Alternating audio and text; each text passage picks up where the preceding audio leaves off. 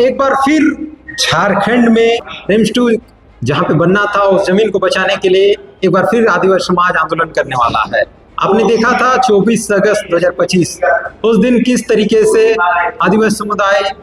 हजारों और लाखों की संख्या में किस तरीके से खेत को जोता भी था, रोपा था, लेकिन एक बार फिर सरकार कह रही है कि वहां पर ही रिम्स 2 बनेगा। इसको लेकर फिर से आंदोलन तेज होने जा रहा है। हमारे साथ नगरी जमीन बचाओ संघर्ष समिति के सदस्य भी हैं, पूर्व शिक्षा मंत्री गीताश्री उरांव, और लगातार रिम्स 2 जमीन बचाने को लेकर आंदोलन भी किया था, कई फायर भी हुई थी, फिर से कहीं ना कहीं आंदोलन करने वाले हैं। सबसे पहले तो आपके चैनल के माध्यम से दर्शकों को जोहार रहेगा। और अभी देखिए परिस्थितियां ऐसी बन गई हैं कि फिर से हम लोगों को रिम्स 2 के लिए जो चिन्हित किया गया था सरकार के द्वारा पिछली बार, नगरी के खेतों को बचाने के लिए फिर से आदिवासी समाज आगे आ रहा है, क्योंकि रैयतों का दुख हम लोग भी समझ रहे हैं। जो 2012 से जिस तरह से जो रसीदों को कटना बंद किया गया है, खेतों का भी और बस्ती का भी। अभी रसीद नहीं कटती? नहीं, बिल्कुल। बहुत प्रयास किया नगरी वालों ने, मगर अभी तक जो रसीद नहीं कट रही है, यानी इनका जो अपने बाप दादा की जो खेत हैं, जो उनकी पीढ़ी दर पीढ़ी इनके आज हैं सामने, उस पे इनका स्वामित्व जो है कागजी तौर पे वो साबित नहीं होता है। तो ये बहुत बड़ी गंभीर मसला है। और जब भी क्योंकि पिछले बार तो पूरे राज्य की जो आदिवासी जनता ने रिम्स के नगरी के खेतों में उतर के जो अपना रोष दिखाया था, अपना रोष और अपनी एकजुटता जो दिखाई थी, तो सरकार जरूर उसमें बैकफुट में तो जो चली गई, शांत हो गई सरकार भी, उसमें कार्रवाई आगे नहीं बढ़ाई। मगर क्योंकि रसीद ना कटना एक बहुत गंभीर समस्या है, क्योंकि वो कभी भी जो है कब्जे में या अधिग्रहण में वहाँ का प्रक्रिया की जा सकती है। तो इसीलिए हमारा सरकार से ये मांग है, क्योंकि अभी हाल में ही 8 फरवरी को जो स्वास्थ्य मंत्री हैं डॉक्टर इरफान अंसारी के द्वारा एक बार फिर से घोषणा हुई कि रिम्स 2 तो बन के रहेगा। अब आप तो सरकार, हम लोग तो देख रहे हैं कि डीआईजी ग्राउंड में जिस तरह से कार्रवाई हुई, लोग जिन्होंने अपने बकायदे सभी प्रक्रिया को पूरा करते हुए म्यूटेशन पूरा होने के बावजूद तो अपना आशियाना बनाया, उनको जिस तरह से बेघर किया, तो हम लोग को लगा शायद और रिम्स 1 के दौरान ही जो जमीनें चिन्हित थी वहीं बरियातू में, तो एक बार वहाँ पर कार्रवाई तो शुरू हुई थी, मगर क्योंकि सब ठप हो गया है और फिर इस तरह की घोषणा रसीद ना कटने की हालत में, वो कहीं ना कहीं एक अप्रत्याशित अप्रोक्ष एक हम लोग को मैसेज जैसा लगता है कि हो सकता है शायद फिर से यहाँ पर आए, तो सरकार के जो है फिर से यहाँ पर रिम्स 2 का प्रोजेक्ट शुरू करें। इसीलिए हम लोगों ने, क्योंकि काफ़ी दिन से ये बातें चल रही थी कि रसीद कटना बहुत ही ज़रूरी है लोगों के लिए, उनके अपनी ज़मीनों पे कब्जा वो स्थापित करने के लिए, इसलिए फिर से अभी चलता सत्र में हमने सरकार का और बाकी सभी का ध्यान आकृष्ट करने के लिए जो है सर्वसम्मति से नगरी में ही रैयतों के साथ हमने बैठ के जो ग्राम सभा में ये फैसला लिया गया कि मतलब फिर से कुछ करना होगा कि सरकार जो है रसीद कटवाने का जो है प्रक्रिया शुरू, क्योंकि इस बीच में भी बातें हुई तो नज़रअंदाज किया जा रहा है लगातार। अब थोड़ा पृष्ठभूमि में जाए, पीछे जाए तो इतिहास में जो आपका 1894 के अंतर्गत जो 1954-55 में जो भी एकीकृत बिहार के दौरान जिस समय, पर उस समय भी मतलब पता नहीं नगरी क्यों सरकार की नज़र में हमेशा रहती है कि वहाँ पर अधिग्रहण जो है, क्योंकि एक तो आप वहाँ वेटनरी कॉलेज भी वहाँ पर रहा है और एग्रीकल्चर यूनिवर्सिटी भी बना है, पहले कॉलेज था फिर यूनिवर्सिटी बना कालांतर में। तो आपका उस समय 1954-55 में जब नगरी के रैयतों ने जब इसका विरोध किया था, तो तत्कालीन मुख्यमंत्री आए थे और बिहार के मुख्यमंत्री आए थे और उन्होंने लोगों का विरोध को सामने से देख के जो है उस प्रक्रिया को स्थगित कर दिया था। इसी कारण से कोई भी अधिग्रहण का कागज आज तक नहीं है देखा जाए तो, मगर उसके बावजूद झारखंड बनने के बाद जबरन जो है रिंग रोड बनाने के लिए भी उसके बाद लॉ यूनिवर्सिटी बनाने के लिए भी उस समय तो योजना थी कि IIM, लॉ यूनिवर्सिटी और IIT के लिए भी वहाँ पर जगह देखी जा रही थी बनाने के लिए। तो ना रिंग रोड के लिए कोई मुआवजा मिला, ना आपका लॉ यूनिवर्सिटी को बनाने के लिए ना मुआवजा मिला है तरीके का। मुआवजा तो मिला ही नहीं है, कुछ एक लोगों को, गिनती के लोगों को जो है वहाँ पर कॉन्ट्रैक्चुअल बेसिस पे 4th ग्रेड के नौकरी पे रखा गया है। वो भी पेमेंट ना होने का जो मतलब कि जो अपनी जमीन का मालिक था वो आज भिखारी से भी बदतर की जिंदगी जी रहा है। यानी जो आदिवासी समुदाय जहाँ जहाँ विस्थापित हुए और उनको कहीं मैंने स्थापित नहीं किया गया, नहीं स्थापित नहीं किया गया, मतलब कि जहाँ आपके 500 घर हैं का गांव है, उसमें से मात्र अगर आप 5-6 लोगों को रोजगार दे रहे हैं तो कहाँ से जस्टिफाइड है। जबकि कई लोगों की तो जो उनके जितना भी कई एकड़ जमीन जो थी 14-15 एकड़ अगर एक परिवार के पास था तो वो तो खत्म हो गया उनका। आज तो वो भूमिहीन है, गांव में भले रह रहे हैं मगर वो भूमिहीन है, उनके पास खेत नहीं है। और जिनके पास खेत है वो भी भूमिहीन की दिशा में ही बढ़ जाएंगे अगर वहाँ जबरन कुछ प्रोजेक्ट बनता है या फिर जो है उनकी रसीदें नहीं कटती। तो रसीदों का कटना निहायत जरूरी है ताकि लोगों का जो है अपनी जमीनों पे वो जो स्वामित्व जो है पुनः स्थापित हो सके। तो ये सारे मुद्दे हैं। और जमीन की लूट जिस तरह से झारखंड में बढ़ी हुई है, आज हम लोग देखते हैं कि भू माफिया का जो रैकेट है कितना सक्रिय है। मतलब पहले भी थे मगर झारखंड बनने के बाद तो बेतहाशा मतलब इसमें तेजी से जो बढ़ोतरी हुई है। और आदिवासी भी देखा जा रहा है सभी जमीन से जुड़ा हुआ ही होती है। बिल्कुल, जमीन जो आपका निजी हो, चाहे वो माफिया अगर आपका अपना कोई प्रोजेक्ट के लिए अपना अपार्टमेंट बनाने के लिए या मॉल बनाने के लिए लेके आदिवासियों की जमीन जो सेठ मारवाड़ियों के हाथ में जा रही है, तो ये इस तरह की चीजें हम लोग देख रहे हैं। बड़े बड़े प्रोजेक्ट बाहर से भी आपका इधर नामकुम में भी 25 एकड़ जमीन जो है खुले आम जो है वो लोग विरोध भी कर रहे हैं मगर उसके बावजूद भी मतलब क्या किसका संरक्षण इन लोगों को मिला हुआ है। आखिर एक सवाल रहेगा, अक्सर जमीन का जब इस तरीके का जो अवैध हस्तांतरण हो रही है, जमीन जो छीनी जा रही है, अक्सर केवल देखा जा रहा है केवल आप लोग संगठन के लोग ही विरोध कर रहे हैं। आखिर मुख्यमंत्री जो है जो राज्यपाल जो है कभी इनका इस जमीन लूट को लेकर बयान नहीं आया। आप लोग सैकड़ों आंदोलन किया, आखिर क्या कुछ कारण है? दुर्भाग्य है हमारा कि जिन चीजों को बचाने के लिए हमारे पूर्वजों ने संघर्ष किया, झारखंड भी बहुत ही कड़े संघर्ष के बाद एक अलग राज्य का उसको दर्जा मिला और 5वीं अनुसूची का दर्जा मिला। यानी कि आदिवासियों के अपने जो ऐतिहासिक पृष्ठभूमि के आधार पे जो हमारे पूर्वजों के बदौलत जो SPT एक्ट बना, विल्किंसन रूल बना, CNT एक्ट बना, वो तो सब बिल्कुल ही धराशायी हो जा रहा है आज क्योंकि आदिवासियों की ही जमीन पे, क्योंकि आदिवासियों के पास ही ज्यादा जमीन है ना। अगर देखा जाए तो इस क्षेत्र में आदिवासियों के पास ही ज्यादा जमीन है, वो राजा रहा है तो उसके पास जमीन, उसके जमीन पे जो लगातार जिस तरह से कब्जा हो रहा है और उसमें प्रशासन तंत्र भी जुड़ा हुआ है, सरकारी तंत्र पूरा जुड़ा हुआ रहता है। क्योंकि जब लोग जाते हैं, मेरे लोग जब जाते हैं उनके पास सीधा अगर उनके पास जाते हैं तो थाना से भी भगा दिया जाता है, उस पर ध्यान नहीं दिया जाता है क्योंकि सबसे पहले थाना को मैनेज किया जाता है, फिर अंचल हमारे एक लूट का अड्डा पड़ा हुआ है जहाँ पर कागजातों में हेरफेर की जाती है। ये सारी चीजें जो हैं क्योंकि दखल दिलाने के बहुत हजारों केस जो है आज दफ्तरों में पड़े हुए हैं मगर उसका निराकरण क्यों नहीं हो रहा है, निवारण क्यों नहीं हो रहा है? क्योंकि उदासीनता है, जो इस तरह के लोग, गलत तरह के लोग इस सिस्टम में हावी कहीं ना कहीं। और मुख्यमंत्री का इन सब बातों से अनदेखी करना, राज्यपाल का जो है इसका अनदेखी करना हमारे लिए दुर्भाग्य का कारण बन गया है। और इसीलिए क्योंकि हम अपनी चीज़ों को तो यूँ लुटता हुआ देख नहीं सकते, तो इसीलिए हमारा ये संघर्ष होता है और कहीं ना कहीं सरकार को लगता है कि हमारा विरोध हो रहा है। हम नहीं चाहते हैं आपका विरोध करना क्योंकि ये जो सरकार अभी चल रही है, अगुआ दिशुम अगुआ राज जो बोलते वो नहीं थकते हैं, मगर हमें तो महसूस नहीं हो रहा है क्योंकि यहाँ आम जनता तो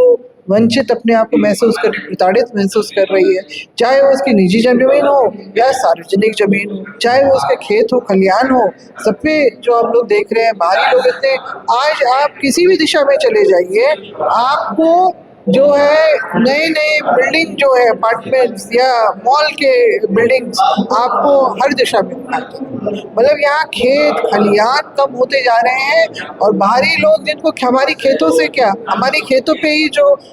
वो अपने बिल्डिंग खड़ा कर रहे हैं वो तो अपना मुनाफा कमा रहे हैं। और यहाँ के लोग जिनको सक्षम और उनको समर्थ बनाना चाहिए था, मैं मैया सम्मान योजना की बात नहीं कर रही हूँ, मैया सम्मान योजना तो बिल्कुल ही जो एक जेब खर्च जो सरकार दे रही है, उस एवज में जहां वृद्धा विधवा और विकलांग पेंशन बंद कर दिया गया है, कई लोगों को महीनों महीनों से नहीं मिल रहा और वो लोग परेशान हैं क्योंकि ना आपने रोजगार के कोई अवसर बनाए हैं। जो आपकी जितनी भी योजनाएं जाती हैं वो गिने चुने लोगों के हाथ में चली जाती हैं, बाकी लोग तो मुंह ताकते ही रह जाते हैं, उनके पास कुछ भी नहीं है। तो ये बहुत दुखद स्थिति, एक खुशहाल और एक समर्थ जो एक राज्य का जो एक जो परिकल्पना की थी वो कहीं धूमिल हो चुका है। तो इसीलिए हम लोगों को ये सब करना पड़ रहा है। नहीं तो हम लोगों को क्या, मतलब दूसरे राज्य के भी लोग बोलते हैं, हम लोग तो हमेशा ही, क्योंकि आजकल सोशल मीडिया का जमाना है, अगर हमारी आज की ये बातें अगर कोल्हान में या संथाल प्रज्ञा में बैठा हुआ आदमी या कोलामो में बैठा हुआ आदमी देख पाता है, वो सोशल मीडिया के माध्यम से, जितने चैनल्स हैं जो यूट्यूबर्स हैं उनके माध्यम से सारी मतलब दुनिया के कोने कोने तक चला जाता है। तो दूसरे राज्य के भी लोग देखते हैं कि हमारे राज्य में क्या, और वो बोलते हैं कि क्या बात है, आप लोग तो कभी शांति नहीं बैठते, मुश्किल से एक महीना कोई बीता फिर दूसरे महीने से आप लोग फिर शुरू हो जाते हैं। तो क्या अब रांची में तो पूरा उपजाऊ जमीन खत्म हो गई, अब केवल नगरी में ही केवल बचा है, इसलिए एकमात्र जमीन उपजाऊ, इसलिए आप लोग उसको बचाने के लिए इतना संघर्ष करते हैं। देखिए, एक तो झारखंड में मैंने देखा है जैसे बना है, यहाँ पर शिक्षा की भी बहुत जो है अपेक्षित एक तरह से किया गया है, जिस तरह का एक